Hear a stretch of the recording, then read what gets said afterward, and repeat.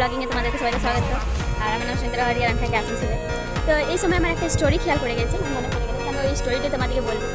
এই স্টোরিটা এটাই যে অনেকগুলো কাঁকড়াকে বালতিটার মধ্যে যদি রাখা হয়, তো যদি একটা কাঁকড়া সে বালতি থেকে বেরোবার চেষ্টা করে বা বেরোবো হয়েও যায়, ঠিক আছে, তো নিজের জীবনটাকে বাঁচাবার জন্য যদি সে বালতিটার মধ্যে থেকে বেরোবার চেষ্টা করে, তো অন্য কাঁকড়াগুলো তাকে তার পাটা ধরে নিচে নামায় দেয়।